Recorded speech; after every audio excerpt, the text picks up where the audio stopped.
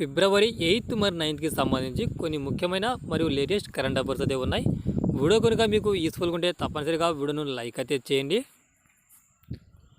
UAE golden వీసాను ఇటీవల ఏ భారతీయ సెలబ్రిటీకి మంజూరు చేసింది? యుఏఈ గోల్డెన్ వీసాను ఇటీవల ఏ భారతీయ సెలబ్రిటీకి మంజూరు చేయబడింది? ఆన్సర్ ఆనంద్ కుమార్. ఇటీవల సూపర్ 30 వ్యవస్థాపకుడు ఆనంద్ కుమార్కు యునైటెడ్ అరబ్ ఎమిరేట్స్ ప్రభుత్వం గోల్డెన్ వీసాను మంజూరు చేసింది. గతంలో బాలీవుడ్ నటులైన షారుఖ్ ఖాన్, సల్మాన్ ఖాన్, సంజయ్ దత్ వంటి భారతీయ ప్రముఖులకు ఈ ప్రత్యేక వీసాను పొందారు. ఆనంద్ 2002 నుండి పాట్నాలో తన సూపర్ 30 ప్రోగ్రాంను నిర్వహిస్తున్నారు. 2023లో భారత ప్రభుత్వంచే 4వ అత్యున్నత పౌర పురస్కారమైన పద్మశ్రీని కూడా ఆయన పొందారు. భారతదేశంలోని ఏషియన్ డెవలప్మెంట్ బ్యాంక్ కొత్త డైరెక్టర్గా ఎవరు నియమితులయ్యారు? భారతదేశంలోని ఏషియన్ డెవలప్మెంట్ బ్యాంకు కొత్త డైరెక్టర్గా ఎవరు నియమితులయ్యారు? మియో ఒకా. ఆసియన్ డెవలప్మెంట్ బ్యాంక్ ఏడీబీ ఇటీవల భారతదేశంలోని బ్యాంక్ కొత్త డైరెక్టర్గా టెకో కొనిషి స్థానంలో మియో ఒకాను నియమించింది. భారతదేశంలో ఏడీబీ కార్యకలాపాలు మరియు ఇతర అభివృద్ధి పనులకు మియో ఒకా బాధ్యత వహిస్తారు. ఆసియా అభివృద్ధి బ్యాంక్ ప్రాంతీయ అభివృద్ధి బ్యాంక్. ఇది 19 డిసెంబర్ 1966న స్థాపించబడింది. గౌహతి హైకోర్టు ప్రధాన న్యాయమూర్తిగా ఎవరు ప్రమాణ స్వీకారం చేశారు? గౌహతి హైకోర్టు ప్రధాన న్యాయమూర్తిగా ఎవరు ప్రమాణ స్వీకారం చేశారు? Answer justice Vijay Bishnoi. Guwahati high court ప్రధాన న్యాయమూర్తిగా జస్టిస్ విజయ్ బోష్నాయ్ ఇటీవల ప్రమాణ స్వీకారం చేశారు. జస్టిస్ బిష్నోయ్తో అస్సాం గవర్నర్ గులాబ్ చంద్ కటారియా ప్రమాణ స్వీకారం చేయించారు. ఈ కార్యక్రమంలో రాష్ట్ర ముఖ్యమంత్రి హిమంత బిశ్వ శర్మ కూడా పాల్గొన్నారు. సుప్రీంకోర్టు కొలీజియం సిఫార్సు మేరకు జస్టిస్ బిష్నోయ్ ప్రధాన న్యాయమూర్తిగా నియమితులయ్యారు. ఇటీవల ఉత్తరాఖండ్ హైకోర్టు ప్రధాన న్యాయమూర్తిగా జస్టిస్ రీతూ బహరి ప్రమాణ స్వీకారం చేశారు. దీనబంధు చోటారాం థర్మల్ పవర్ ప్లాంట్ ఏ రాష్ట్రంలో కలదు? దీనబంధు చోటురాం థర్మల్ పవర్ ప్లాంట్ ఏ రాష్ట్రంలో కలదు? హర్యానా రాష్ట్ర ప్రభుత్వం యమునా నగర్లో 800 మెగావాట్ల దీనబంధు చోటారాం థర్మల్ పవర్ ప్లాంట్ నిర్మాణానికి ఆమోదం తెలిపింది.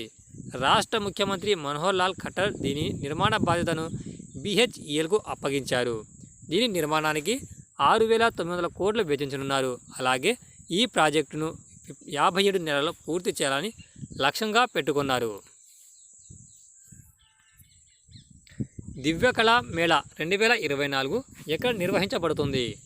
దివ్యకళా మేళా 2024 ఎక్కడ నిర్వహించబడుతుంది? Answer Agartala. National disabled finance and development corporation NDFDC ఆధ్వర్యంలో త్రిపురలోని అగర్తలలో దివ్యకళా మేళా 2024 నిర్వహించబడుతుంది. ఇది ఫిబ్రవరి 6 నుండి 11 వరకు జరగనున్నది. త్రిపుర ఈశాన్య భారతదేశంలోని ఒక రాష్ట్రం. దాని యొక్క రాజధాని అగర్తల. రైల్వే మౌలిక సదుపాయాల అభివృద్ధికి సౌత్ ఈస్టర్న్ రైల్వే ఎవరితో జతకట్టింది? రైళ్ల మౌలిక సదుపాయాల అభివృద్ధికి సౌత్ ఈస్టర్న్ రైల్వే ఎవరితో భాగస్వామ్యం కలిగి చేసుకుంది? టాటా స్టీల్. రైలు మౌలిక సదుపాయాల అభివృద్ధికి south eastern railway SCR Tata స్టీల్తో జతకట్టింది. సౌత్ ఈస్టర్న్ రైల్వే యొక్క ప్రధాన కార్యాలయం కోల్కతాలో కలదు. భారతీయ పౌరులకు వీసా రహిత ప్రయాణాన్ని ఇటీవల ఏ దేశం ప్రకటించింది? భారతీయ పౌరులకు వీసా రహిత ప్రయాణాన్ని ఇటీవల ఏ దేశం ప్రకటించింది? Answer Iran. ఇటీవల ఇరాన్ ప్రభుత్వం భారత పౌరులకు వీసా రహిత సేవలను ప్రకటించింది. ఈ సౌకర్యం కేవలం టూరిజం కోసం మాత్రమే ఆమోదించబడింది.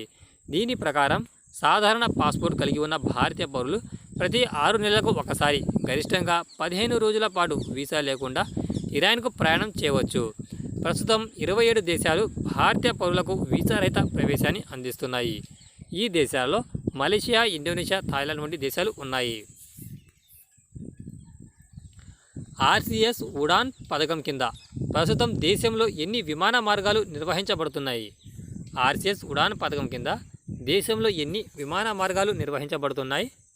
ఆన్సర్ 519. ఇప్పటి వరకు ప్రాంతీయ స్థాయి ఎయిర్ కనెక్టివిటీ పథకం ఆర్సిఎస్ ఉడే దేశ్ ఆమ్ నాగరిక్ ఉడాన్ కింద దేశవ్యాప్తంగా 519 విమాన మార్గాలు నడపబడుతున్నాయి. ఉడాన్ పథకం కింద 2 సముద్ర విమానాశ్రయాలు మరియు 9 హెలికాప్టర్లతో సహా 76 విమానాశ్రయాలు నిర్వహించబడుతున్నాయి. ఈ పథకం 2016వ సంవత్సరంలో ప్రారంభించబడింది.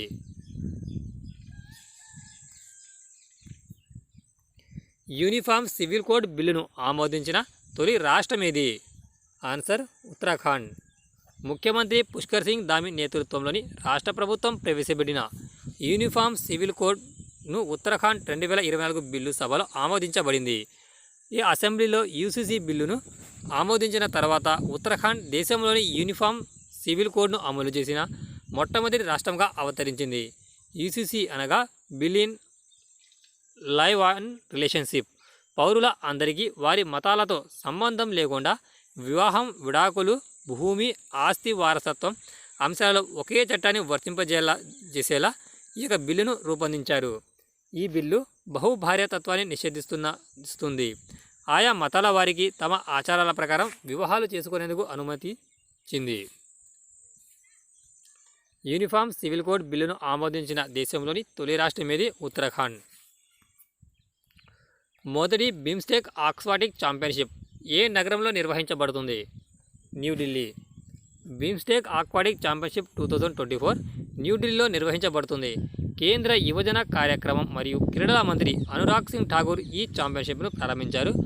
మొదటి బిమ్స్టెక్ ఆక్వాటిక్ ఛాంపియన్షిప్ ఫిబ్రవరి 6 నుండి 9 వరకు జరుగుతున్నది. బిమ్స్టెక్ 1997లో స్థాపించబడింది. ఈ సమూహంలో 7 దేశాలు అనగా బంగ్లాదేశ్, భూటాన్, ఇండియా, నేపాల్, శ్రీలంక, మయన్మార్ మరియు థాయిలాండ్ దేశాలు ఉన్నాయి. న్యూఢిల్లీలోని నేషనల్ బాల్ భవన్లో 2 రోజుల ఉల్లాస్ మేళను ఎవరు ప్రారంభించారు? న్యూఢిల్లీలోని నేషనల్ బాల్ భవన్లో గల 2 రోజుల పాటు ఉల్లాస్ మేళను ఎవరు ప్రారంభించారు? ధర్మేంద్ర ప్రధాన్. ఢిల్లీలోని నేషనల్ బాల్ భవన్లో 2 రోజుల పాటు ఉల్లాస్ మేళను కేంద్ర విద్యాశాఖ మంత్రి ధర్మేంద్ర ప్రధాన్ ప్రారంభించారు. పాఠశాల విద్య మరియు అక్షరాస్యత విభాగం, విద్యా మంత్రిత్వ శాఖ ఈ కార్యక్రమాన్ని నిర్వహించింది. వివిధ రాష్ట్రాలు మరియు కేంద్రపాలిత ప్రాంతాల నుండి 700 మంది పాల్గొన్నారు. 700 మంది పాల్గొనే వారితో పాటు విద్యా మంత్రిత్వ శాఖ మరియు వివిధ సంస్థల నుండి 100 మందికి పైగా ప్రజలు ఈ కార్యక్రమంలో పాల్గొంటారు. భారతదేశంలో మొదటి డిజిటల్ నేషనల్ మ్యూజియం ఆఫ్ ఎపిగ్రఫీకి పునాది ఎక్కడ వేశారు? భారతదేశంలో మొదటి డిజిటల్ నేషనల్ మ్యూజియంను ఎపిగ్రఫీకి ఎక్కడ పునాది వేశారు? హైదరాబాద్. హైదరాబాద్లోని సాలార్జంగ్ మ్యూజియంలో దేశంలోని తొలి డిజిటల్ నేషనల్ మ్యూజియం ఆఫ్ ఎపిగ్రఫీకి కేంద్ర సాంస్కృతిక శాఖ మంత్రి జి కిషన్ రెడ్డి శంకుస్థాపన చేశారు. దీనిని ఆర్కియాలజికల్ సర్వే ఆఫ్ ఇండియా స్థాపించింది. వివిధ భాషలు, కాలాలకు చెందిన సుమారు 1,00,000 ప్రాచీన శాసనాలు ఇందులో ఉంచనున్నారు.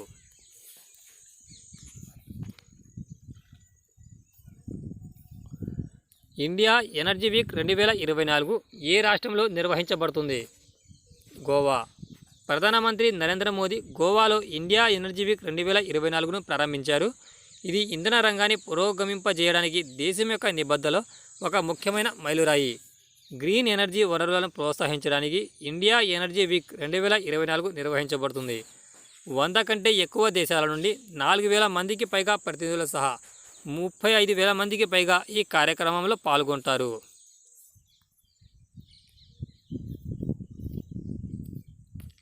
ఓల్జాస్ బెక్టనోవ్ ఏ దేశానికి కొత్త ప్రధానమంత్రిగా నియమితులయ్యారు? కజకిస్తాన్. మధ్య ఆసియా దేశమైన కజకిస్తాన్ అధ్యక్షుడు తన చీఫ్ ఆఫ్ స్టాఫ్ ఓల్జాస్ బెక్టనోవ్ను దేశ కొత్త ప్రధానమంత్రిగా నియమించారు. 43 ఏళ్ల బెక్టనోవ్ అంతకుముందు అవినీతి నిరోధక సంస్థకు అధిపతిగా ఆయన పనిచేశారు. కజకిస్తాన్ మధ్య ఆసియా దేశం మరియు మాజీ సోవియట్ రిపబ్లిక్. దీని యొక్క రాజధాని ఆస్తానా. వ్యవసాయ మంత్రి అర్జున్ ముండా ఇటీవల ఏ పోర్టల్ను ప్రారంభించారు? వ్యవసాయ మంత్రి అర్జున్ ముండా ఇటీవల ఏ పోర్టల్ను ప్రారంభించారు? సారథి పోర్టల్. వ్యవసాయ మంత్రి అర్జున్ ముండా ఇటీవల ప్రధానమంత్రి ఫసల్ బీమా యోజన సహా బీమా ఉత్పత్తుల కోసం సారథి పోర్టల్ని ప్రారంభించారు. పంటల బీమాకు సంబంధించిన ఫిర్యాదులను పరిష్కరించడానికి కృషి రక్షక్ పోర్టల్ను మరియు హెల్ప్లైన్ నెంబర్ 14447ను కూడా ప్రారంభించారు. ఇటీవల విద్యాంజలి స్కాలర్షిప్ కార్యక్రమాన్ని ఎవరు ప్రారంభించారు? ఆన్సర్ ధర్మేంద్ర ప్రధాన్. విద్యామంత్రి ధర్మేంద్ర ప్రధాన్ ఇటీవల HCL విద్యాంజలి స్కాలర్షిప్ కార్యక్రమాన్ని ప్రారంభించారు. ఈ కార్యక్రమం కింద మంచి విద్యను పొందడానికి తగినంత డబ్బు లేని విద్యార్థులకు సహాయం అందించబడుతుంది. విద్యాంజలి స్కాలర్షిప్ ప్రోగ్రాం జాతీయ విద్యా విధానం 2020కి అనుగుణంగా ఉంది. టాటా గ్రూప్ యొక్క ఈ-కామర్స్ యూనిట్ అయిన టాటా డిజిటల్ యొక్క కొత్త CEO మరియు MDగా ఎవరు నియమితులయ్యారు? ఆన్సర్ నవీన్ తైలని.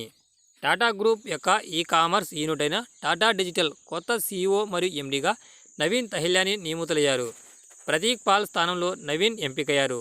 తహిల్వానీ ప్రస్తుతం టాటా AI లైఫ్ ఇన్సూరెన్స్ కంపెనీకి CEO మరియు MDగా ఉన్నారు. నవీన్ తన యొక్క పదవిని 19 ఫిబ్రవరి 2024న స్వీకరించనున్నారు. In which country will the 7th Indian Ocean Conference be organized? In which country will the 7th Indian Ocean Conference be organized? Answer Australia.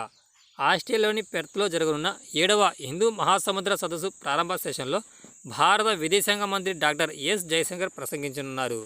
ఈ సదస్సులో 22కు పైగా దేశాల మంత్రులు, 16 దేశాలకు చెందిన 6 బహుపాక్షిక సంస్థలు మరియు సీనియర్ అధికారులు పాల్గొంటారు. ఈ సదస్సు యొక్క ఇతివృత్తం స్థిరమైన మరియు స్థిరమైన హిందూ మహాసముద్రం. జాతీయ సైన్స్ డే 2024 కోసం డాక్టర్ జితేంద్ర సింగ్ ఆవిష్కరించిన థీమ్ ఏమిటి? జాతీయ సైన్స్ డే 2024 కోసం డాక్టర్ జితేంద్ర సింగ్ ఆవిష్కరించిన థీమ్ ఏమిటి? Answer indigenous technologies for Viksit Bharat. భారతదేశం మరియు కువైట్ మధ్య ఫీఫా ప్రపంచ కప్ క్వాలిఫైర్ల మ్యాచ్ నిర్వహించడానికి ఏ భారతీయ రాష్ట్రం ఆమోదం పొందింది? భారతదేశం మరియు కువైట్ మధ్య ఫీఫా ప్రపంచ కప్ క్వాలిఫైర్ల మ్యాచ్ నిర్వహించడానికి ఏ భారతీయ రాష్ట్రం ఆమోదం పొందింది? Answer Telangana. Telangana football association TFA హైదరాబాద్లో భారతదేశం మరియు కువైట్ మధ్య ఫీఫా ప్రపంచ కప్ క్వాలిఫైర్లను నిర్వహించడానికి ఆమోదం పొందింది. ఇది ఇంటర్నేషనల్ ఫుట్బాల్ ఈవెంట్లలో తెలంగాణకు ముఖ్యమైన మైలురాయిని సూచిస్తుంది.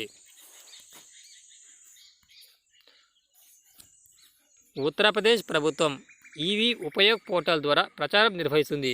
ఇది ఏ రంగానికి సంబంధించినది?